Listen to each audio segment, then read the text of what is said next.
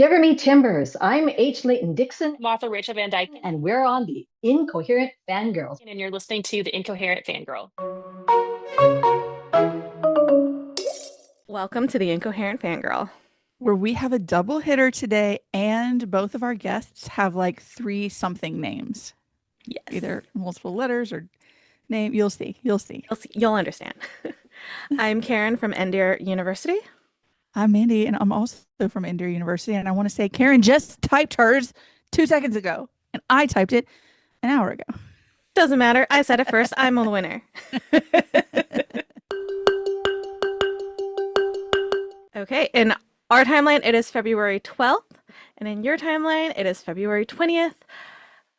Both sets of, well, my kid and then your twins are older. I don't like it. It's very I'm not a rude. fan of that. Don't We're love that moving at on all, quickly actually. because that's just mean. Yeah.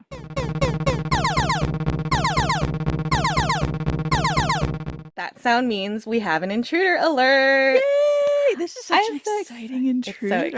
exciting. We have Rachel Van Dyke in here to talk about Fallen Gods. Yes. Yay! Thank you for being here. We're so excited to have you. I'm so excited to be here and talk about Fallen Gods, so thank you for having me.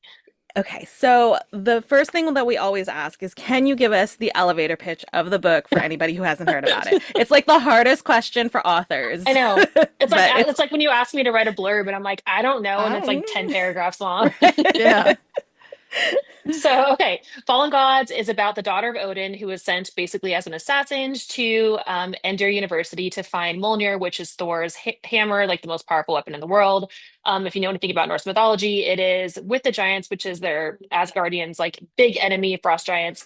And so she has to go there, find it, but it's with someone who is her nemesis, who she has a broken engagement with. And so she has to find it, find him, find the hammer, and basically save the world. No big deal. All No like, big deal. in No between pressure. classes and all that kind of stuff. yeah, So, exactly. yeah. Very normal teenage stuff. Yeah, Totally everyday normal. teenage Yeah. stuff. So where did the story come from? What made you want to write this? So actually, I love new adult and I write Mafia, and so I kind of combined my love of Mafia and new adult with my background in Norse mythology, in that my dad's side of the family is Norwegian. And so with them being Norwegian, growing up, I was always like really into Norse mythology, and I love books about like gods and all that kind of stuff. Yeah. And so I was kind of like, okay, I don't really feel like we have a ton of Viking books out here that are fantasy. We don't have a lot of Norse mythology. We have a lot of Greek mythology. We have a lot of Hades, Persephone retellings, but we have nothing in this arena. And I'm like, I want to kind of tap into this because I have the background in it, and because I feel like we need to do it justice. We have the MCU, but that's really the only comparison we have, even Right, in like yeah. modern entertainment. We have Yeah. that, and then we have, I think Ragnarok was a show on Netflix, a not documentary, it was an actual like show, but done. It was dubbed and it was done in Norway. So like that's really all we have. So I really wanted to jump into that and kind of do my own thing. Yeah, I'm so glad you brought up the MCU so early because you do reference it a bit in the book, and I thought that was kind of really fun. Like, how did you incorporate kind of like our real world into this world of like gods and mythology? So the hard part for me was that the only comparison people had was the MCU. Like Mhm. anyone, so in my mind, when I did the first draft, I was like, yeah, because I just assumed everyone knew all these things. And then I did like this huge info dump. My editors were like, yeah, no one knows this. Like no one knows these things. And I'm like, yeah, because Loki and his snake. And I'm like doing all, yeah, they were like, yeah, like no one knows. You have to really lay it out very like basic. And so with that, I was like, well, the only way to do it is to be very on the nose with the MCU and kind of like make fun of it. Because even going Yeah. into this with like, pitching it for TV and movie, like the only comparison they have is Thor and Loki from Avengers. Hmm. So I was like, wow, Right. you have to either like talk about the elephant in the room or like, you know what I mean, ignore it. And I'm like, I'd rather talk about it and kind of make fun of it and then like go into my own version of it and bring it into my own like urban fantasy world, which I did. And with for me, like I didn't want the gods to be good. I wanted them to be bad. And I wanted the bad guys that we all know to be good. So I really wanted to turn like whole mythology on its ear and kind of create my own thing, which made it easier for me because people are coming into it totally blind for the most part. So they're Right. coming in going like, "Oh, that sounds right," even though it's not. So it Right. just made it more fun for me, and it made it more to where I could be more creative with everything. That's a good point. And that was a question that I was going to ask is since you do have, even though it's not commonly known so much as like Greek mythology, you Mhm. do still have like canon mythology where like Right. historians are going to tell you this is right, but you're weaving your own story into this Mhm. like already existing tapestry. How do you like keep everything in check of like this is my creative spin, this is still paying homage to, the stories of old, and Right. keeping them separate but together? Right, because you don't want people to come for you, and like that's the other thing is Right. people Yeah. people will come for you I if you teach at do Harvard something. and Right, exactly. Yeah, no, and like the amount of times that's happened, like with my I used to write historical romance, and that is the thing. Like they will come for you if you don't do it correctly.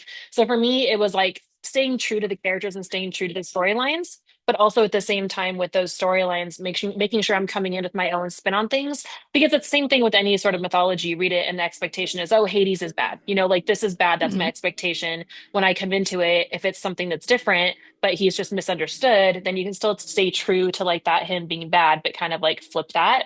And so I did the same thing with the mythology, with Odin being bad, with all of that, with the mafia kind of concept coming into it too. So I'm yeah. glad you did it. Yeah. Yeah. I thought it was a fun way, like the way that you, like you said, you combine the mafia aspect with the mythology was really fun and a fun Mhm. way to like put the put a twist on everything. Thank you.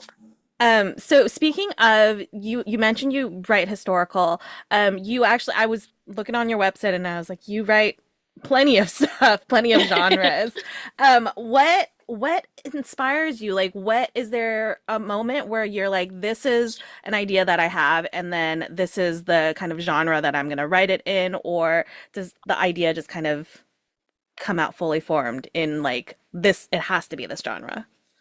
I always tell people I write the way that I read. So when I'm interested in everything, like I read everything. And so when I first started writing, I was like, I'm going to write historical because I love Eloisa James and Julia Quinn. And like, that's what I'm reading right now. So I'm just going to write it because that's easy. It's not, it's horrible. It's really hard. You have to, sentence structure is totally different. So sentence structure, like, knowing like words that don't exist back then, just like everything is so different. And then after that, I was like, oh, I'm loving reading New Adult because I started writing back in 2011 and New Adult was this new, brand new, fun, shiny toy. And I was like, oh, I want to play. So I jumped into that. And it's kind of one of those things where I never want to be pigeonholed as an author, which again, this is bad business advice for any author listening to this. Don't do this because what ends up happening is you don't have a brand. You just kind of have like yourself. And hopefully the people like you and they want to read, your voice in different genres. But I decided that I wanted to always write just where I was passionate about.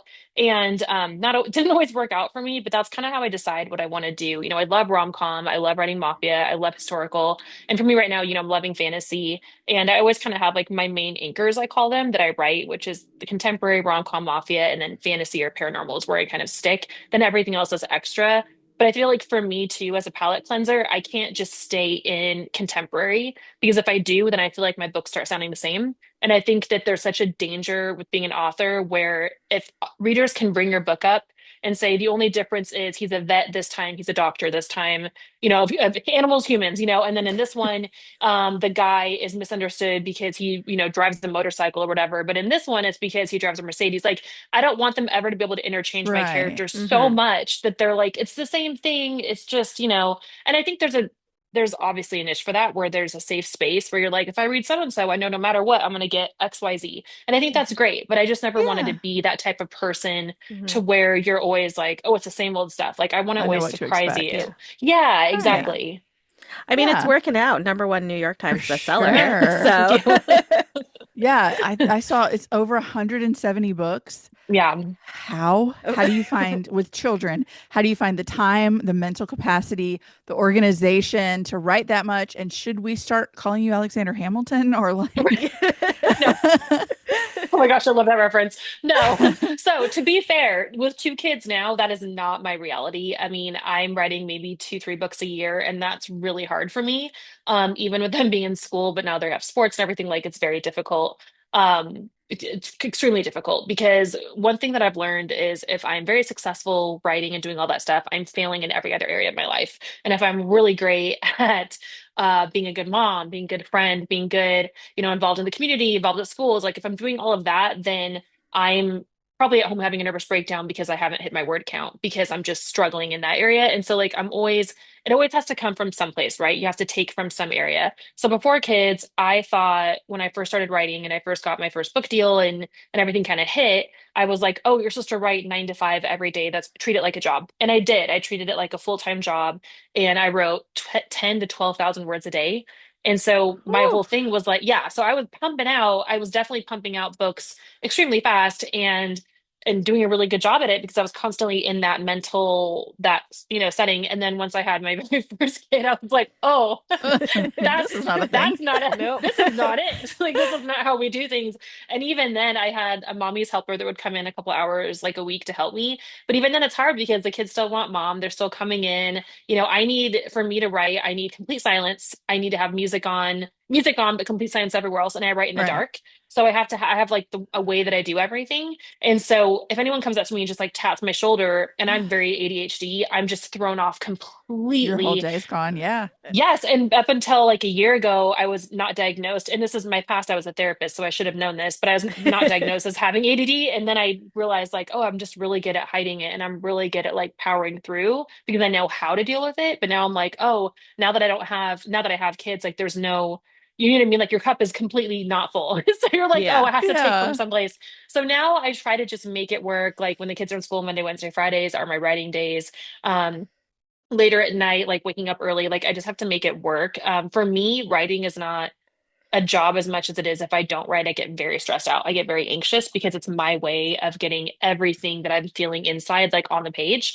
And so if I can't, it's more or less like not me sitting here at home being like, oh man, I didn't get to write today, like I didn't get to work. It's like, oh no, I have to sit down for a little bit. Otherwise, I'm not going to be a good parent, or I'm not going to be a good Right. friend. I'm not going to be Yeah. good at what I need to Yeah. be doing. So yeah. I love that. Do And I you hate how much pressure we put on women women especially, but to Oh have my to wear gosh. every hat and be perfect Yes. at every hat all the time. All the Yeah. time. It's like it's insane. And like it's a thankless. And my mom was saying to me today, she's like, you're not just it would be easy if you were just a writer. It'd be easy if I just turned in a manuscript, but you're expected to be a CEO. And I have people Mhm. that rely on me to get paid, a team from me. So if I'm not producing, if I'm not doing, what I'm supposed to be doing, like there is that pressure. And then a full-time mom is already a full-time job. So you're Yeah. adding in full-time CEO, full-time mom, you're adding in all these different hats. And then you're like, but still dinner has to and Yeah. homework Right. has to Yeah. get done. They still have to It's eat. definitely a lot. Yeah, and it's It's definitely just a lot. multiple full-time jobs all the Yes, time. exactly. That everyone just expects you to know how to do, and you're like, Right. Yeah. no. And you're just supposed to do it, like Yeah. without having mental breakdowns for some reason. Yeah. Like Yeah, just how? make it work. Just yeah, make it work. So speaking of making things work, do Mhm. you have to are you an outliner? Do you have to plan everything out before you start writing, or is it kind of like I sit down, I write, and whatever comes out comes out? It's a total movie in my head, and it's very much character driven. So, as you can see, like with Fallen Gods, I'm very dialogue heavy. I love dialogue. I love big moments. I hate small details where like I have to dress them, feed them. Like I don't care. I just want the big stuff, and I want the dialogue. So for me, like I let them lead conversations. I usually know I call them the big dots, like the big things that are supposed to happen. So I know in the beginning I have a scene of like, oh, like for Fallen Gods, I had this scene in my head of just Odin with like the way that his beard was, like, like ornaments dangling from it, and his tatted hand with like the cane just like smack, like hitting the cane on the ground. And I had a very visual, like cinematic, like, oh, that would be really cool. Let's build around that. And then I built around it rather than outlining it. For traditional books like this, when I'm not doing an indie book, I feel like I do have to plan a little bit better because I don't have a self-induced deadline. I have an actual, like, I have a hard date I have to turn everything in on. So a lot of times I'll write straight through like a skeleton draft is what I kind of call it. And it's usually around 70 to 80,000 words. And then I go back in after that and I add in my revisions. So I don't ever like go back in and change the direction of what the characters have done. I alter things a little bit and I beef things up, but I like to let them just lead everything. And that's usually how people end up dying in my books and like bad things happen because like so and so got mad. Just reading my And then, diary. like literally, like Yeah. so I'm like, oh, someone they just like killed them. That's crazy. And then I'm like, all right. And then wake up the next morning. I'm like, why this happened? It's like a therapy session between me and the character. Like you were a little bit upset last night, so we work through it. But yeah, it kind of sounds crazy, but that's just how I write. That's my No, process. that I'm kind of that makes way. sense. Yeah, like I'm the characters talk to me. I've Yes. joked Like, that I feel like That's So Raven. I'll be driving down the street and all of a sudden I'm Yes. like, yes. a scene. Yes. It's like I have to dictate it out to Siri. I really had a vision of just the eye going in on that so Raven. I feel so Yeah. old now, but I also feel very understood. So thank you. Always happy to help. Okay, we want to keep you forever, but we don't want to keep you forever. We promised we wouldn't. So we do have a few questions that we always like to ask our guests. This is the moment where every piece of media you've ever Fun. consumed is going to leave your brain. Have I ever That's read a book or cool. seen a movie? Oh, no. So first question, we have a segment on the podcast that we call Fictional Boyfriend of the Week, where we pick a fictional character that week that we're vibing with. Doesn't have to be a boyfriend. Karen's had a fictional granny. I've had a fictional son. Is there in books, TV, movies, a fictional character where you're like everyone should know this character?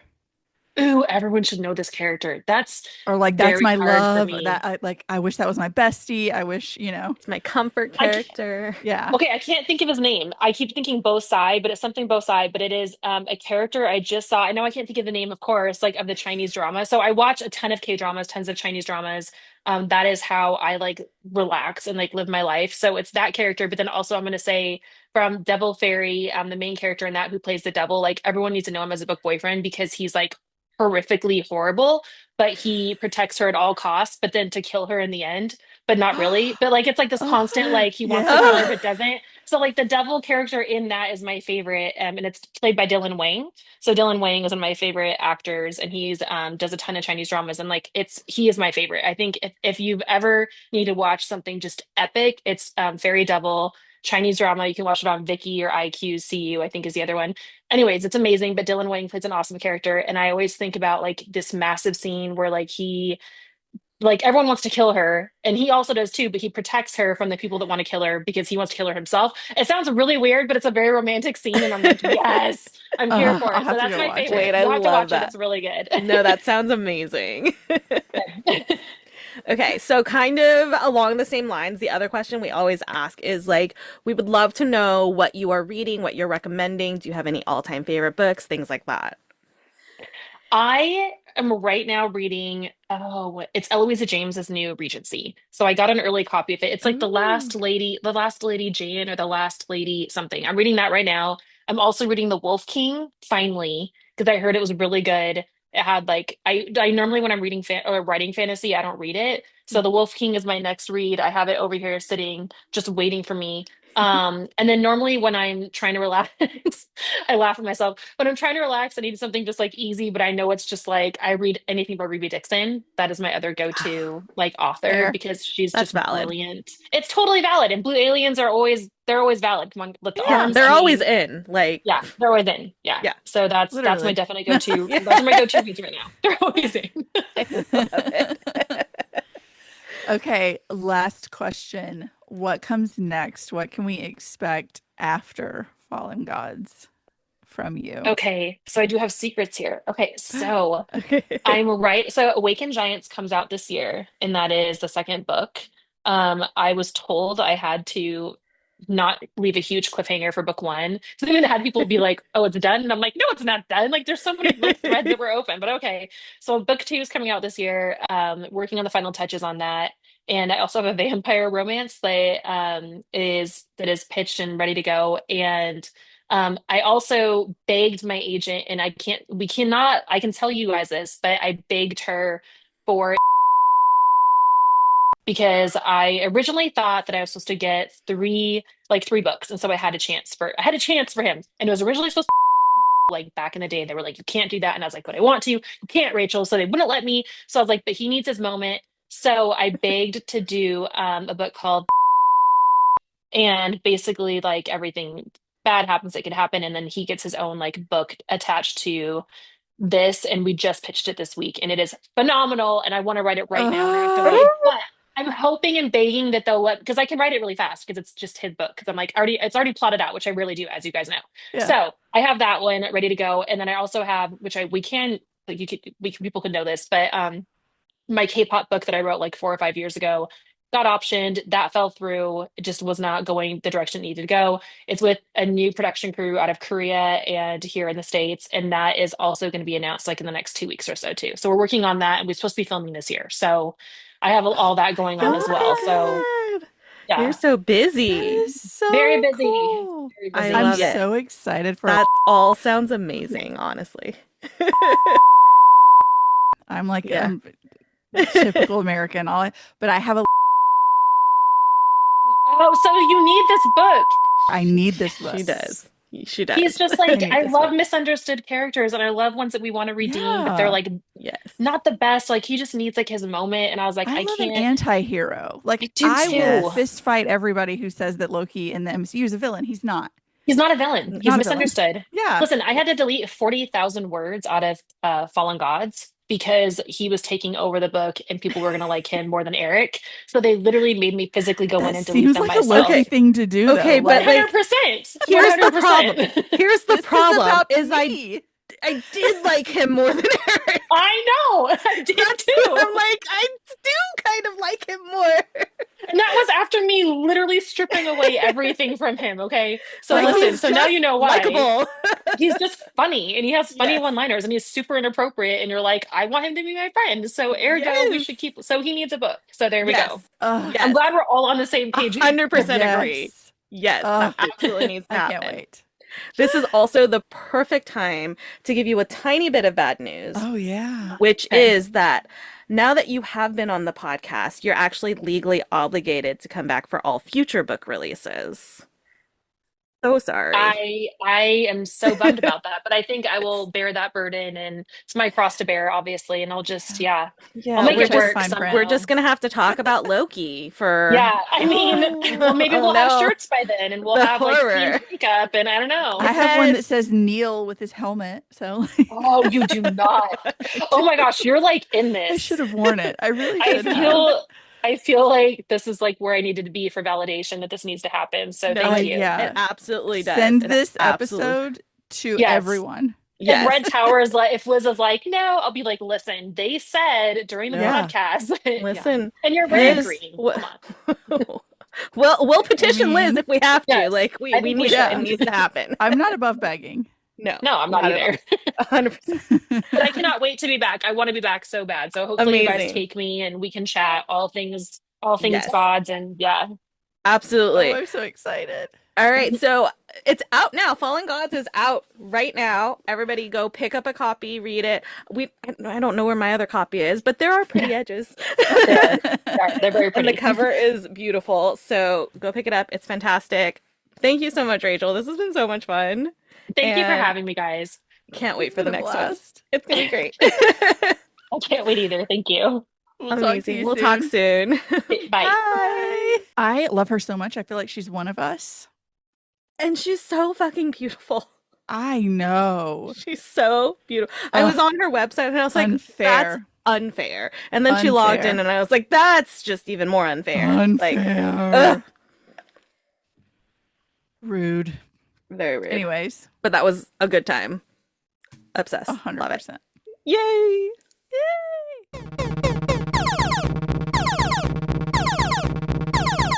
That sound means we have another intruder. Oh my gosh, this is so exciting. We are talking to H. Leighton Dixon about Ship of Spells. I almost forgot to pick it up. I'm so excited. Yay. Welcome. Thank you Whoops. for being here. Thank you for having me. I'm super excited. Okay, so the first thing we always ask is the hardest question of the whole thing. Mhm. Can you give us the elevator pitch of the book for anybody Tell who us hasn't heard about about your book, right? Tell us about your book. I'm going to read it from the back of the book. A ship with secrets, a woman with nothing to lose, and a sea that wants them both dead.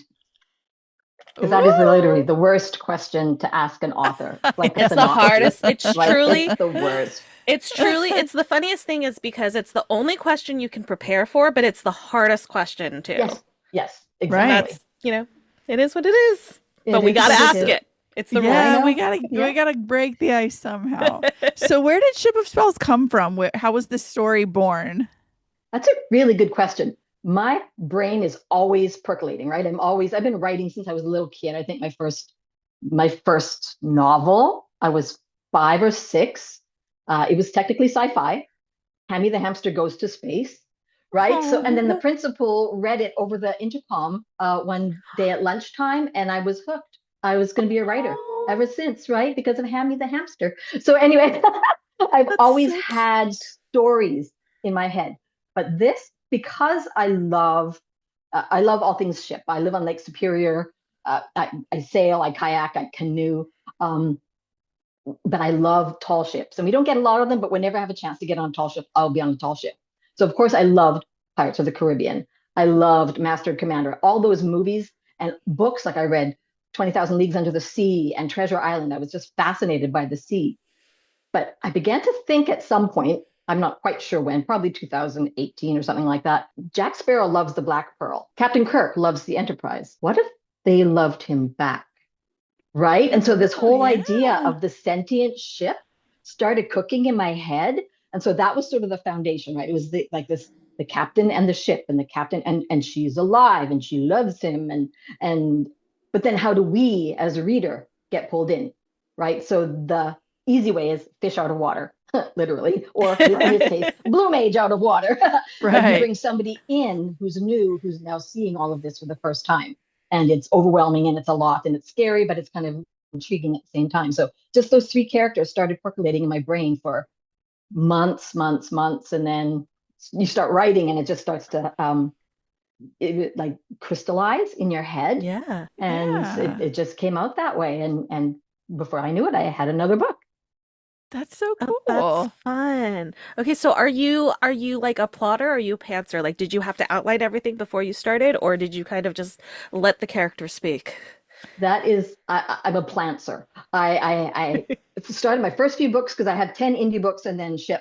So the first few books were totally pantsed. Like I didn't even know where I was going, but it's like, woo, let's just go.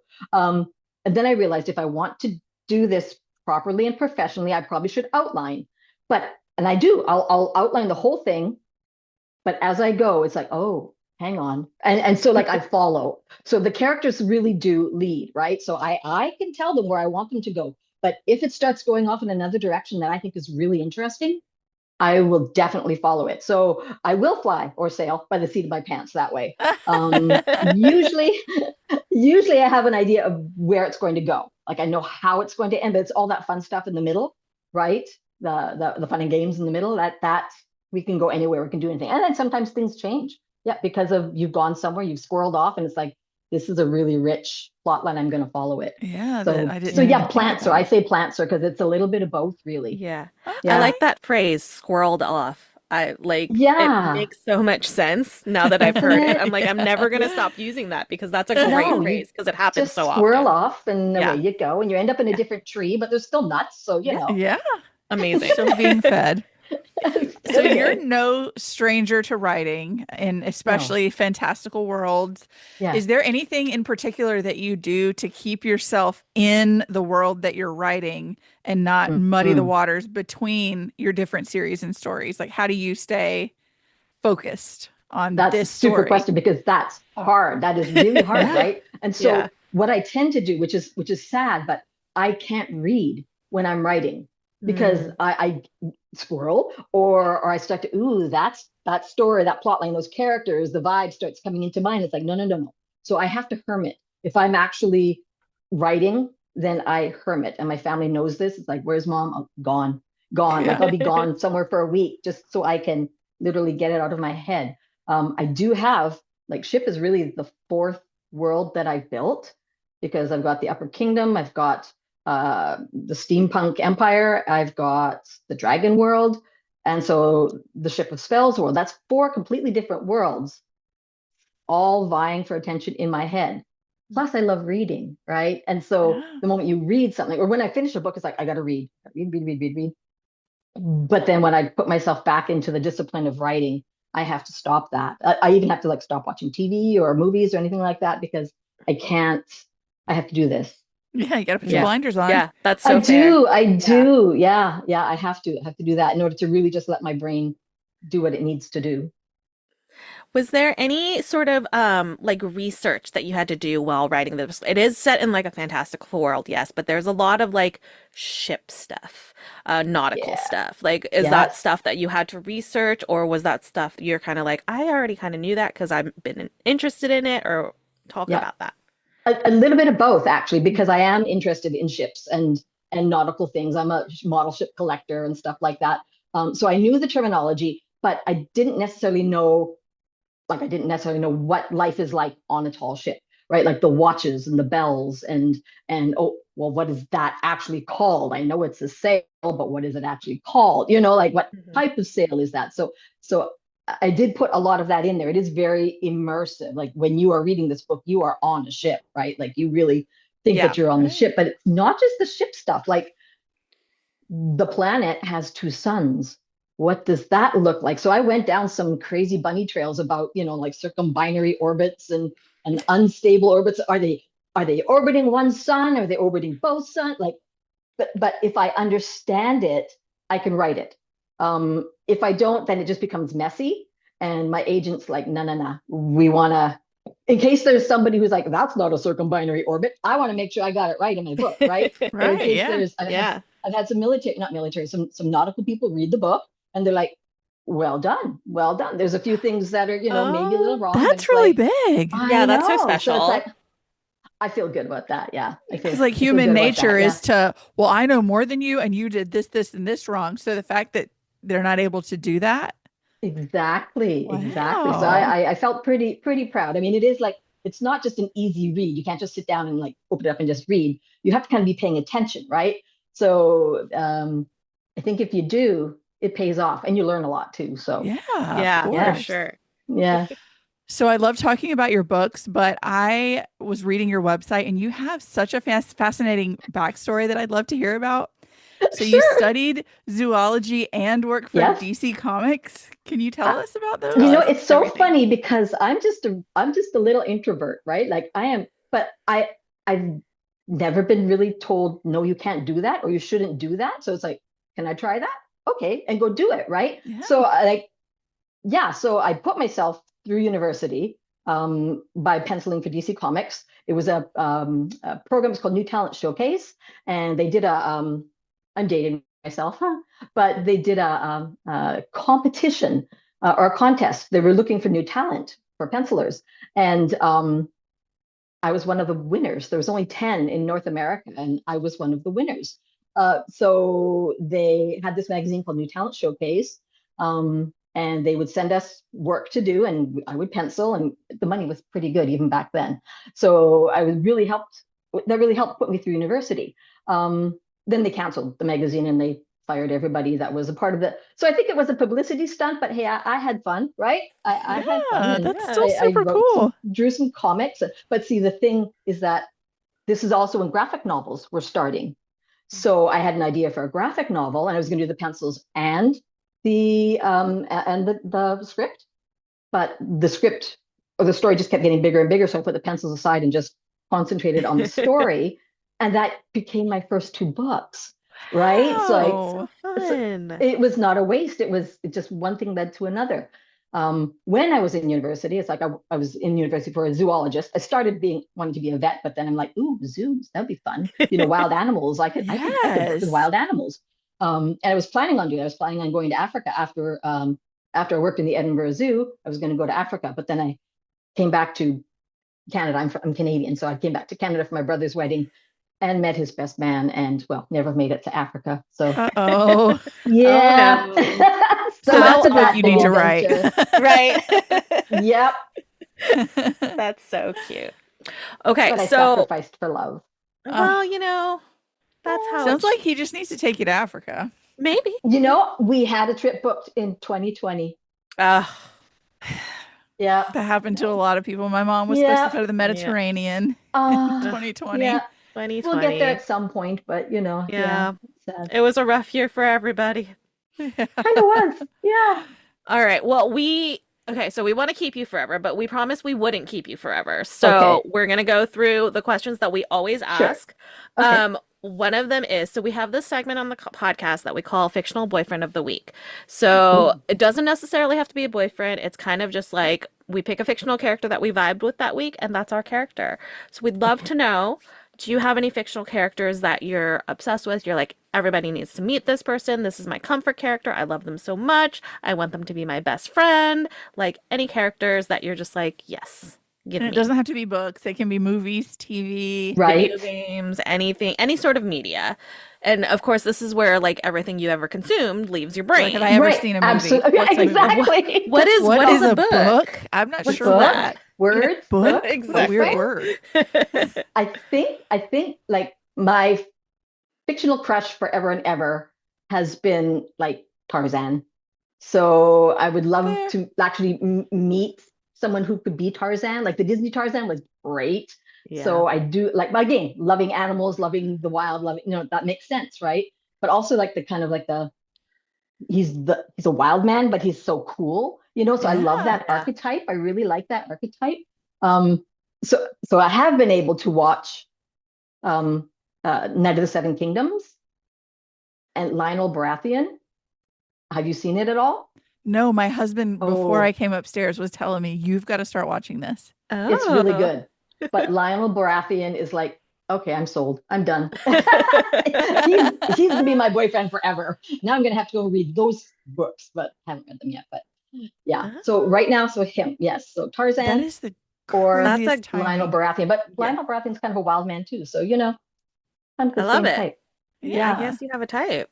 I have a That is type. the Yeah. wildest Yeah. timing, because I'm telling you, half You're- an hour yeah, ago, you he was just said that. saying, Well, you Yeah, would love this that's show. You've got to crazy. watch it. It's great. I'm really enjoying it. Yeah. The universe is telling you something, Mandy. You gotta I listen. know. I guess what I Gotta well, I watch have the to go watch show. Traders after this, but then maybe Oh, after yeah, I that's watch true. Traders, I'll start. They're short. They're like 40 minutes, right? Half an hour, Okay, 40 yeah. minutes. They're not long. We can do Yeah. that. Yeah.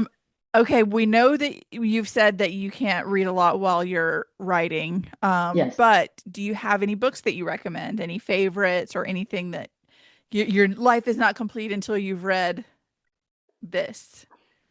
My favorite author, well, for the longest time, I have a bunch, but my favorite author for the longest time was Guy Gavriel Kay. He's a Canadian historical fantasy writer.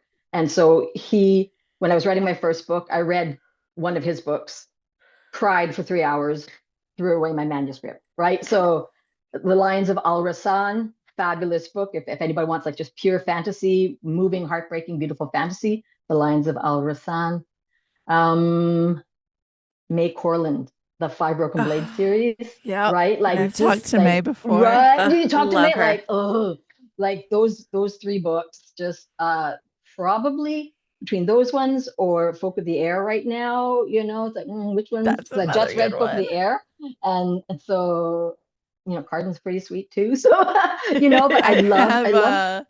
Twin nieces that live with me part of the year. And they're 16, so they're teenagers. They're 16. Perfect. And I've talked about Carden before, and it comes up that he has a tail, and they're like, and I'm like, you don't What? understand until you read it. You don't care about the tail. You forget the tail Exactly. exists. Who cares?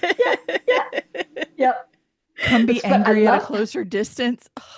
Oh. So good. But for me, like for how May was able to like take all those like 6 points of view, I think And maybe even merge 7, them and like seamlessly. right, and you care about them all, and you understand Right. like, what they're all thinking and their motivations, and you're like, no, yes, no, right? And Wow. like Right. so Man. seamlessly just being Yes. in different points of views, and like they are all so distinct. Like Yes. Yeah. you wrote Yeah. like 6 different books, Yeah, but it's all yeah, one book. Yeah. I don't And that's It's magic. 6 different people that are living inside your head. right And at you one hear time. them all, right? Right. At one time. Right. Ugh, Yeah. Yeah. Amazing. So props. No. Props. Yep. Tho- Yeah. those she's are a good those, one. yeah, yeah, those are great. yeah. Those are great. Yeah. Amazing. Yeah. Okay. So, what comes next? What comes after Ship of Spells? Obviously, and if this is not obvious, but it should be obvious, like there's another book Right. because of that ending. The ending. Exactly. There's another book, I hope. And so what comes next? What can you tell us about whatever you're working on that's coming up? Well, I am working on book 2, right? So it was originally just a standalone, but Liz from Red Tower, she's like, I'm gonna break this into 2. I think we could do 2. I'm like, oh, okay.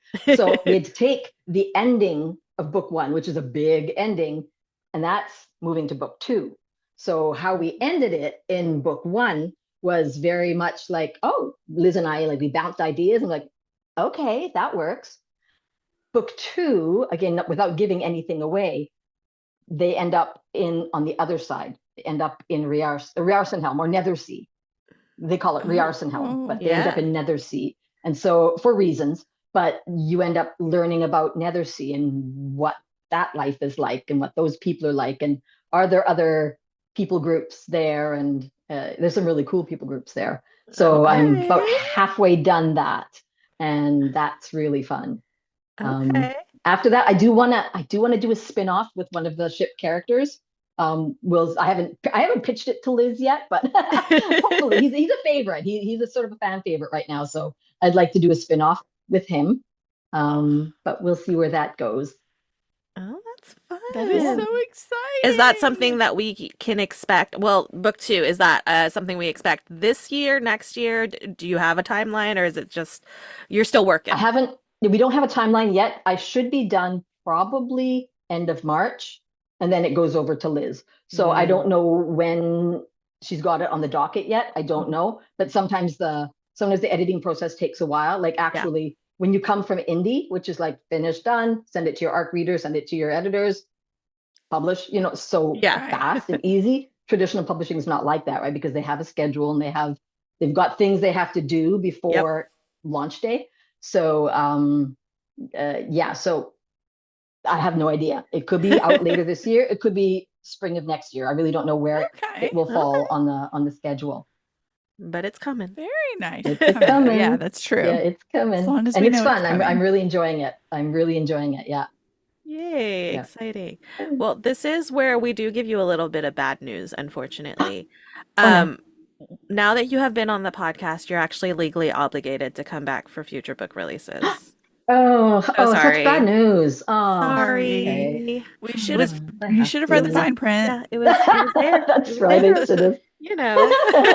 I will be honored. Yeah. Amazing. Well, okay, everybody, Ship of Spells is out now. Look at this pretty cover. It's gorgeous. Oh my gosh, it is beautiful. Obsessed. And the edges are so pretty. Right? The edges and the insides, like the map, and oh my goodness, everything inside. I don't know if it's in the ARC, right? I was going to say, I don't think we've got the ship. We've got the ship. Yeah, the ship, but you don't have the map, right? You don't have the map. No, we don't have that. We have the ship. Isn't that stunning? It's like full color too. Gorgeous. Yeah, it's full color. I know. That's gorgeous. Yeah, it's stunning. Yeah, I know. Go to your favorite bookstore. Go pick up a copy, so that way you're ready for when the next one comes. Right. Okay. Yeah. Hey, awesome. Thank you, Heather. This has been so much fun. Thank you, Karen. Thank you, Mandy. We will talk to you soon, hopefully. Yeah, we'll talk to you in the next one. Okay. All right. Bye. Bye. Oh, she is so precious. She's so cute. She's adorable. Oh, and I she's love her. like, did you see her so shelf? much She's fun. one of us. I was like, I wanted to be looking, like, here's my throne of glass. I was looking at her shelf. I was like, she's one of us. Yeah. One of us. You've got good taste in books. I mean, the Broken Blade series and Folk of the Air. Like, if that doesn't tell you everything. Sold. Right? And a Caribbean girly. A Pirates of the Caribbean girly. Love. All right. Now. Time for announcements. Yeah. And guess what? What? We record this podcast every week. Guess who did not grab her books for the announcement? It wasn't me. Patreon's gonna have to pretend because I've got them. Next week we have another double episode, guys. I'm so excited. We are finally talking to Elise Kova about Dragon Curse. I'm so glad we were able to reschedule. And we were talking to Marisa Churchill about spells, secret spells and chocolate. I always forget what order it's in. She sent us chocolate. You guys don't understand how much I love Marisa. Delicious. It's so good. Okay, so she is, I adore her. For those of you who don't know Marisa Churchill, she was on Top Chef. She was on Food Network Star. She is like a Food Network chef. And she made us chocolates. Talk to little old us. Yeah. The way I sent my mom and my sister photos, it was like, but I put my ring back on. We're working it out. I'm just kidding. I've forgotten to put my ring on the past couple of episodes. Because you don't go anywhere. No, I don't go anywhere, and I don't sleep with my jewelry on. Right. I even shared a little sliver of that chocolate with my Oh, husband. That's oh, love. that is love because that Yeah. chocolate was You good. guys don't understand. Karen Okay, so understands. I do. I do. I do because I have had it. Okay. Yeah. So she did an event at Linden Tree with well she did multiple events. She did a tour and she made chocolates for the tour that were given out as like prizes for like it was a raffle. Like if you bought a book, you got a raffle ticket. And so she'd draw a raffle. But for each of her conversation partners, she made a chocolate with their face on it. It Insane. amazing. It was And so it was like this French chocolate that's ugh. like There was a chocolate not tasting. common. No, she did a chocolate tasting to be like, okay, these are all dark chocolate. They're all 80, I think 80%, something like that. And Yeah. she was like, they all taste different because of the way that they're made, because of the bean, because Yeah. and I was like, oh, Ugh, heart eyes. I'm I gonna tell her too, but like I was that 8-year-old who was convinced I was gonna marry Emeril Lagasse. Like I was not playing around. I would watch the Food Network when I was a little kid, and he'd be like, "Bam!" and I'd be like, "Yeah, yeah." Oh my God. No, it's gonna be so much fun. I love her so much. And it's funny because like she texted me and she's like, I think my daughter told your daughter that they're best friends. And I'm like, that tracks. Yeah, That's tracks. Time for us to have play they dates. are. And Sorry, and yeah, and you'll cook, right? yeah, I'll bring ingredients if you cook. yeah. Because yeah, no, I'm Imagine excited. having someone who's on Food Network as your mom. Yeah, Wild, yeah. I know, right? That's crazy. wild. I'm like, Anyways, huh. next week. Next week, Marisa Churchill and Elise Kova. I'm so excited. It's gonna be such a good episode. Yeah. It's gonna be so, so good. Oh, and it's like fully YA. Oh yeah. Wait, they're both YA. It just occurred to me. I'm like, wait, that's so cool. Yay. We haven't done a good like I mean, we have done YA recently, but like feel like we don't spotlight it as much. So I'm really excited. Yeah. That'll be fun. Yay. All right, let's do a spiel. Yeah, and then I'm getting in a car and driving for so long. All right, friends. If you enjoyed this episode, please like, follow, and subscribe wherever you're listening to us. Follow us on social media. We are at the Incoherent Fangirl on all the things. Sorry, I didn't have my notes open, so I didn't know what I was saying. Visit our website, theincoherentfangirl.com, where you can also stream all of our episodes as well as read our blog. Subscribe to our Patreon for early access to podcast episodes, full video episodes, bonus content, as well as the ability to ask questions of our guests before we do, so that you can have it. You get to talk to the authors too, in a way. So do that. Super fun. I love that. That's my favorite part of like author events is like the audience questions because they're so good. They're so good. And if you'd like to support the podcast, you can shop our merch store, theincoherentfangirl.com/shop. Lots of cute stuff because Mandy gets bored, she makes cute things, and we all benefit from it. Okay? Yay! If you have any comments, questions, concerns, suggestions, design ideas you want to tell us that we're pretty, We'll take it. we'll take it. We'll take it all. Send us an email, theincoherentfangirl@gmail.com. We love hearing from y'all. Mm-hmm. And of course, one last way to support the podcast, and it's free, is to rate and review on whatever platform you're listening to us on. Please give us your words. Give us those words. We love those words. Do it. She is at Mandy Perv on all the things. She's at Ms. Made in China on all the things. And once you've followed us on social media and you follow the podcast on social media, you can head over and do some self-care and visit our internet besties because we love you and we love them. And that's the perfect match, okay? Yeah, hello. So first stop, you're going to go get some pins and artsy goodies from Here Comes the Nerd at herecomesenerd.com. Use code FANGIRL and you'll get 20% off your first order. Then you're going to head to onceuponabookclub.com. You can get a subscription or some older boxes or random standalone goodies. You'll use code Karen10 and you'll get 10% off. But you have to spell Karen right or we're going to sick the ship on you. Oh no. She's vengeful. She's vengeful, guys. You don't want her as your enemy. She is very vengeful. So spell my name right. Good luck. Then you're going to head over and visit our friend Amber D. Lewis at amberdlewis.com. Add 10's a good number, 10 of everything Yeah. to your cart, and then you'll add code fangirl10 to your cart, which will get you 10% off, which means you've gotten one of everything for free. Math. Math. You're welcome. Hello. Beauty and Brains here. Hello. Look at us 100%. go. And last but not least, you can support my family. You can go follow the show husband. He's at Borna Josh on all the things. You can follow at Searchers Believe everywhere. That's his paranormal investigation group. If you go to searchersbelieve.com/shop and use code fangirl10, you'll get 10% off of merch, also designed by me.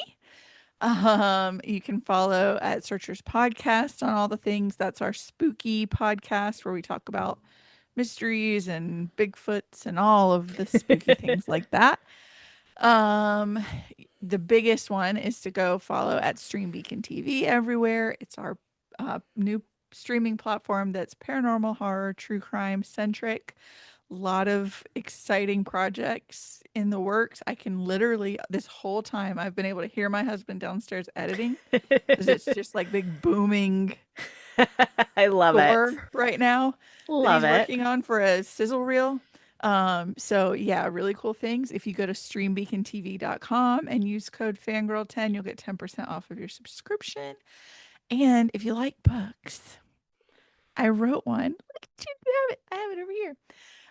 It's called The Living and the Dead. It's about a girl named Abby who was born a ghost and ages like the living, and the Reaper who would die to get her to look at him. Just the peek. Just Just a little a peek. I little. made them my characters on The Sims.